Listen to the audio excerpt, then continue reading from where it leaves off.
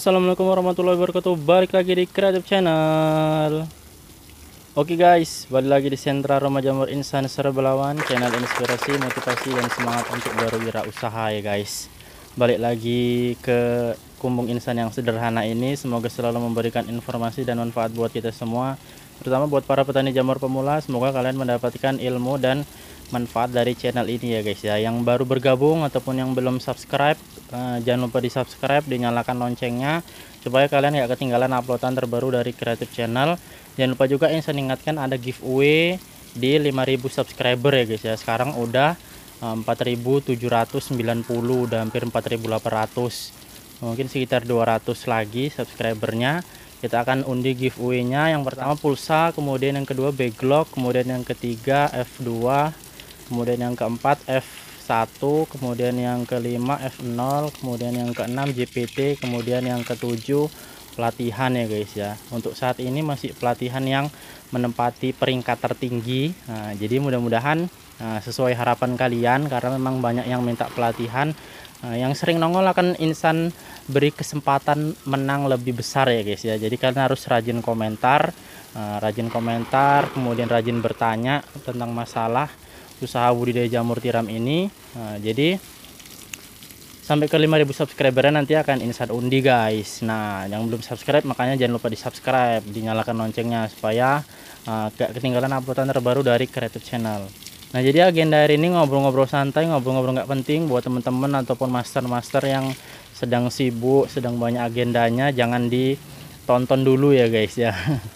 Ini ya kan, ngobrol-ngobrol santai, ngobrol-ngobrol nggak penting buat pemula, buat teman-teman. Hari ini agenda insan komposan 700 kilo 700 kilo serbuk. Seperti biasa, nutrisi yang insan gunakan adalah 20 kilo dedek per 100 kilo serbuk, kemudian 1,5 kapurnya. Nah, jadi buat teman-teman kalau mau pakai rumus yang itu silahkan, kalau mau pakai rumus yang lainnya silahkan juga, nggak apa-apa.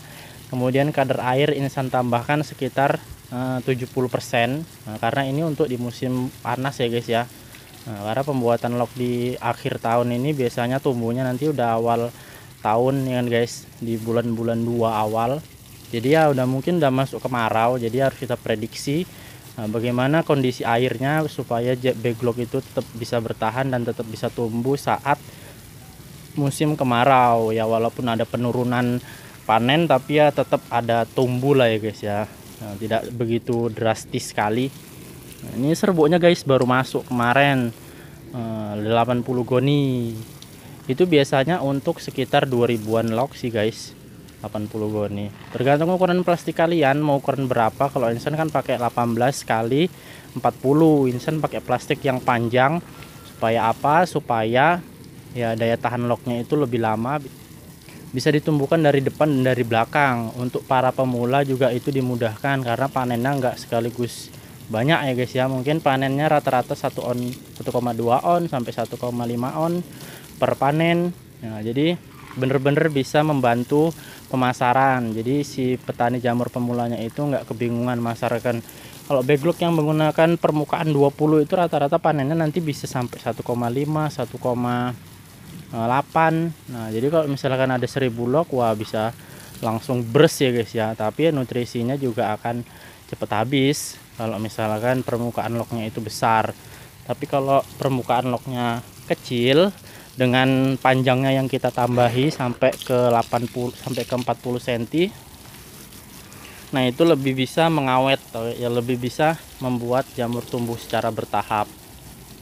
Nah, jadi insan proses pengoposan masih sendiri ya guys ya, masih manual, masih sentral kecil, masih manual. Ini pengerjaan untuk 2700 pesanan terakhir.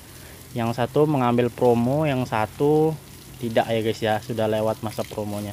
Tapi tetap insan kasih kortingan harga, supaya ya namanya juga pemula, mungkin ada kendala di keuangan. Nah, jadi memang harus diberikan kemudahan lah ya guys ya.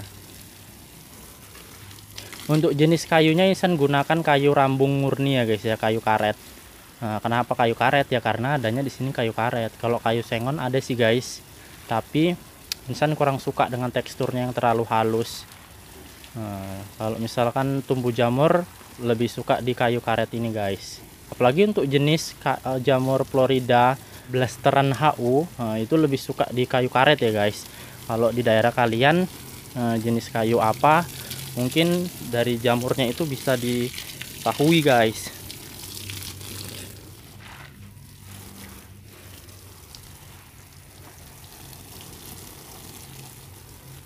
Kemudian masa pengomposannya ini mungkin sekitar 2 hari atau 3 hari ya guys, tergantung nanti bagaimana kondisi medianya. Jadi kita harus bisa mengetahui jika suhu di medianya itu sudah lumayan panas, ya udah andang diisi aja. Kalau pengisian mungkin Ihsan menggunakan tenaga emak-emak ya guys ya, karena tenaga emak-emak itu ada tenaga super, bisa mengimbangi, bahkan mungkin bisa melebihi kecepatan mesin standar. Jadi setengah hari satu emak-emak itu bisa 250 log. Hari dari jam 7 sampai jam 11 ya guys ya.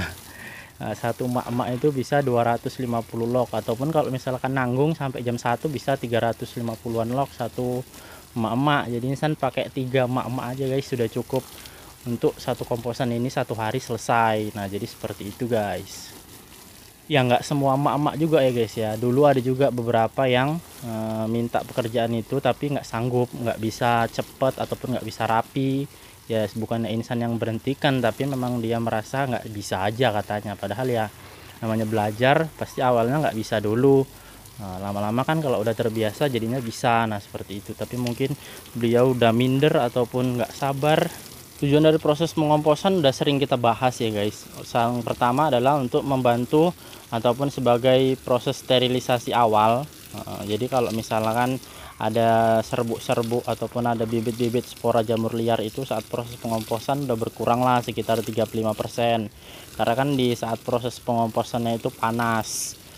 Juga ada yang bertanya guys, Bang kalau pengomposannya itu nggak panas kayak mana? Berarti ada yang salah ya guys. Apakah itu dari airnya ataukah itu dari kapurnya? Karena ya namanya di kompos itu pasti suhunya naik sampai ke 70 derajat ataupun minimal ke 55 atau 60 lah.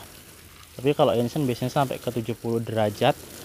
Jadi di situ kalau spora-spora jamur liar mungkin beberapa udah ada yang mati lah ya guys. Jadi kan saat proses sterilisasi itu sudah membantu mengurangi ataupun mematikan spora liar ataupun bibit-bibit jamur liar.